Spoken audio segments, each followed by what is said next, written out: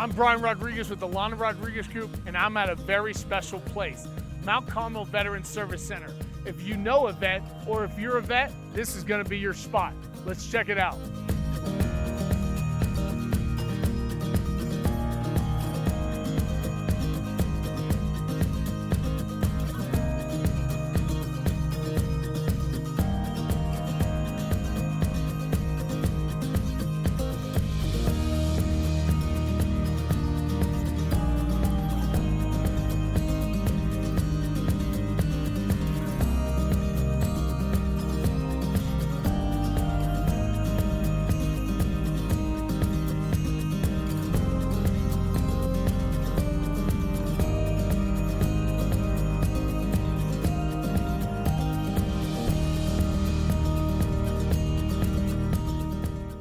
Hey guys, Bryan Rodriguez here with the Lana Rodriguez Group for our Live Love Local special. And I'm here with a special guest, Mr. Bob McLaughlin, Colonel retired of the U.S. Army, Chief Operating Officer of this beautiful Mount Carmel Veterans Service Center. Thank you for having me. Great to have you here, Bryan. Appreciate it. It's an honor. Let's get right into this. How did the story of Mount Carmel come to fruition? Talk about it. Well, I came to Colorado Springs to serve at Fort Carson, where I had a great experience from 09 to 12. During my tenure there, I met Mr. Jay Cimino. People in the community know Jay is the CEO and president of Phil Long Dealerships. Jay's also a former Marine, and he loves helping people, and he loves helping veterans. And on Fort Carson, he helped me link to the community, helped out soldiers and families. And as we got to know each other through that period, he did some great things in Trinidad for the community. And as you know, I dealt with the community down there with the Pinion Canyon training area. And he built the Mount Carmel Health and Wellness Center in Trinidad, which is basically thriving as a great place to help that community. And then he started asking me, back in the day, Colonel, what are you going to do when you grow up? He does ask that a lot. And I said, I'm a little too old to try for the Patriots. So I was Go Pats. I was thinking that I was going to go back to the East Coast because I had a lot of friends there that wanted me to work with them. And he basically said, look, he kind of told me / asked me, you're staying here and we're going to do something great to help veterans. Yes, sir. And I said, yes, Marine. And Jay was fantastic in, giving me an opportunity to help build this. With his initial support of making this happen, especially in this building, I knew at the beginning, based on my experience of helping troops on Fort Carson, we needed a place. People want to go to a safe place that will wrap their arms around them for service. So Jay had purchased this building, the Mount Carmel Veterans Service Center. We took the Mount Carmel brand, moved it to Colorado Springs as the Mount Carmel Veterans Service Center to kind of accompany his nonprofit in Trinidad. His wonderful daughter Gina is my immediate boss, who oversees both nonprofits. Jay's a businessman, but entering the nonprofits part of his business is so important. And Gina basically worked both nonprofits. I came on board the day I retired from the Army in 2014 after one more deployment to Afghanistan. Thank you for that. My honor. Jay and I started with Gina to build this in 14. I spent about a year in the community asking people what the need was, how we could bring partners together, and that was a big priority of Jay's, bring partners together and make it happen. So we had the building, we built partners, and we were kind of off and running. You probably want to know how we built the partners. Yeah. So really what the community told me initially, if you really want to help military members, veterans and their families, you got to have links to educational counseling and assistance to make sure that our vets and family members do right by the GI Bill and institutions are helping them. All those benefits. Financial coaching and assistance, which is critical.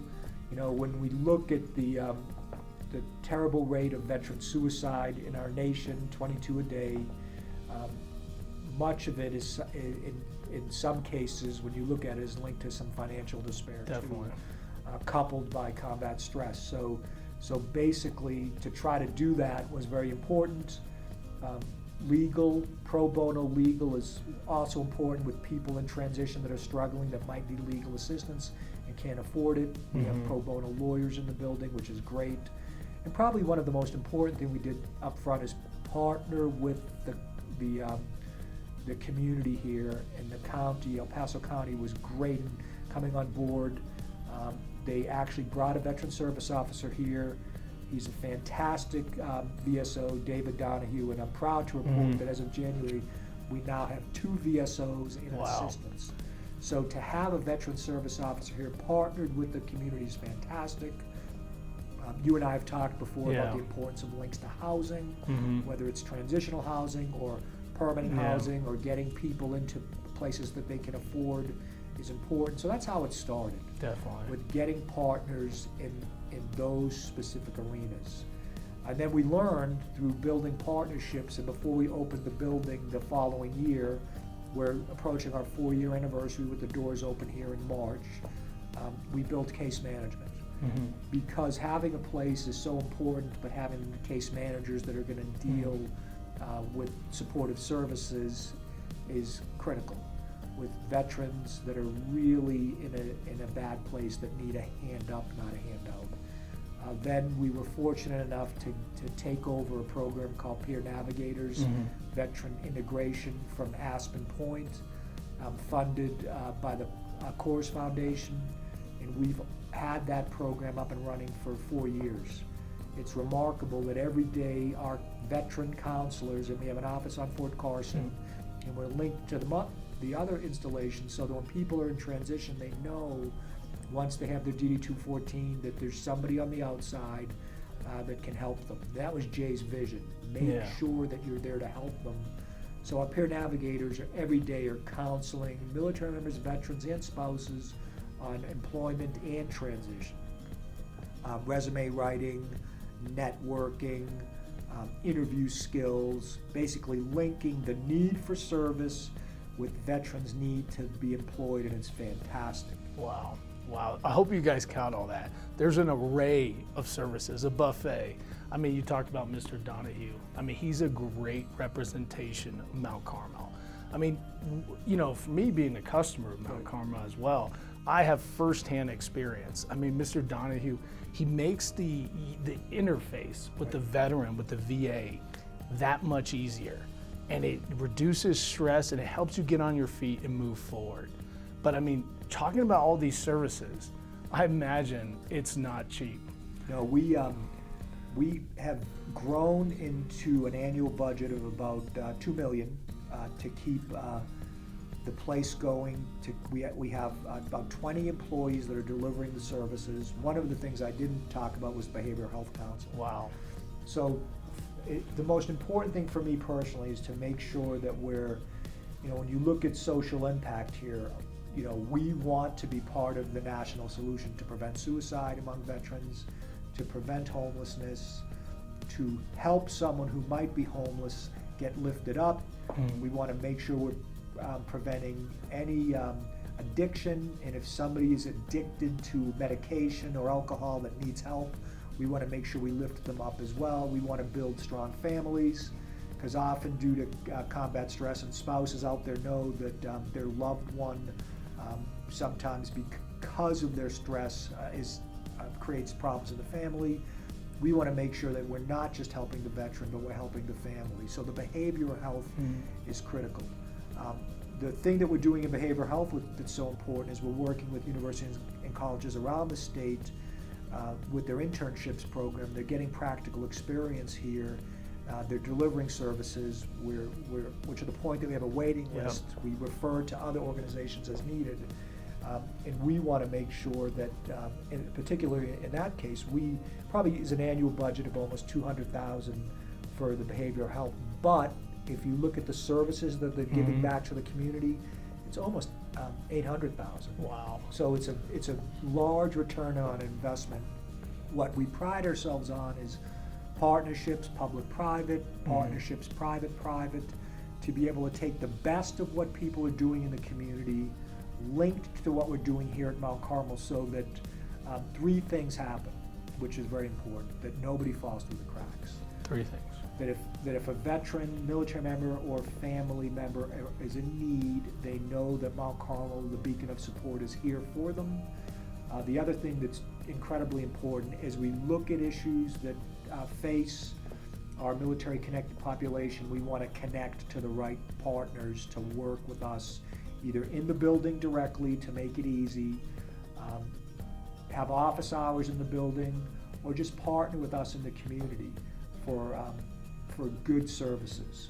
And then lastly, we're always looking to keep fuel in the engine. When people have the means out there that can contribute to what we do, that's critical. We have several events during the year that people can sponsor. People can donate directly to us. So that's what keeps us strong, being able to have partners that educate, inform, and motivate those in need, partners that can help provide services here, and then community members that can help us keep fueling the engine to keep doing this great work. Man, that's awesome. And that's why I'm one of these partners, because I believe in this mission. Guys, I want you guys to understand, this is not government funded. This is out of the generosity of people in our community. Guys, we need to keep the resiliency going, and Mount Carmel facilitates that. So when you guys think about where you're gonna donate next time, think about Mount Carmel. Now, we got the story, we got the services. So what about the future? Where's Mount Carmel in 2030? Well, we clearly want to grow. This is one building here in Colorado Springs. We want to make sure that we're able to do satellites with other organizations, which is critical. In Denver, we partner with the Volunteers of America. They actually have an office here. They have the Daniels Center. We're also working with the Department of Military and Veterans Affairs. They have a one-stop facility in Grand Junction. I'm involved in national collaboratives to make sure that we share best practices. Our veterans, military members, and their families don't all stay in Colorado or Colorado Springs. We want to make sure that anybody who's launching their post-military life from Colorado can come here, and we can help them anywhere in the country that they need support. We may not have a physical presence on the East Coast, but I'm connected with people in Virginia and Boston and Florida, so that if that's where someone's eventually going to land with employment or a family reason, we're able to connect them to those places. Everybody knows that when it comes to transition, the biggest stressors are in the first 6 months to a year. And normally, military members start thinking about it, in some cases, too late. What we're here for is to make sure we help them in the transition, limit stress as they're transitioning out, helping with employment, helping with family counseling, making sure that they can transition effectively. And if they are suffering from whether it's post-traumatic stress or traumatic brain injury, or they have some combat-related stress, we're especially wrapping our arms around them and their families so that they can get settled, make sure if they have a treatment plan, it continues, make sure that if it's employment, that we work with employers to ensure that that's a bright future for them, because that's what it's all about. Wow. I hope you guys understand and actually witness this illustration of Mount Carmel's vision. I mean, to me, I hear it's like #BetterTogether. Mount Carmel is literally is trying to create a team of teams across the nation to serve the veteran who served our nation. I mean, that's just amazing. Now, what was the biggest success story you guys had, since you guys opened? Oh my God! I mean, there's so many opportunities, and I will paint a picture. For example, in many cases, and you all know with veterans, where you have a friend or family member or somebody you know that is kind of withdrawing. They don't want to get out into the community.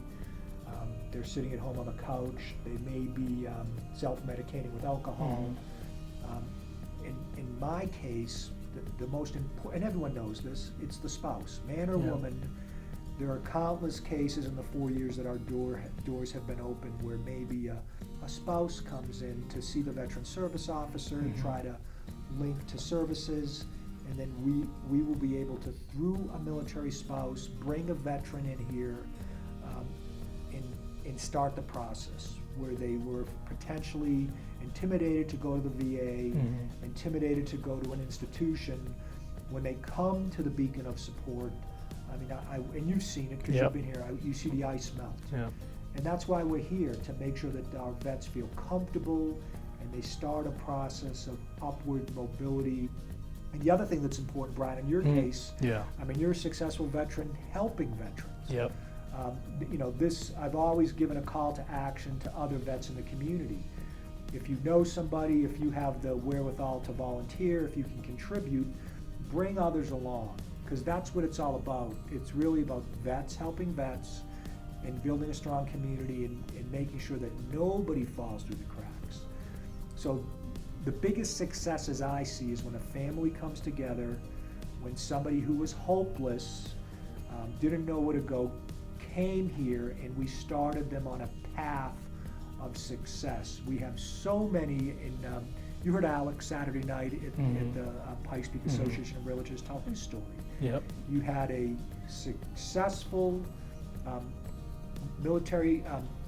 Massachusetts Institute of Technology, which is one of the best institutions in the land, a graduate of that school who went to OCS, came into the Army as a military intelligence officer, and then had some challenges transitioning, got medically discharged, and was at rock bottom. Yep. So Alex told the story Saturday, but he was at rock bottom, suicidal. He came to Mount Carmel, linked up with our service providers, and now he's proud, he has a job. And the other thing that's important about your own health, both mental and physical, is Alex got up to 300 pounds. Yeah. He's self-medicated with food.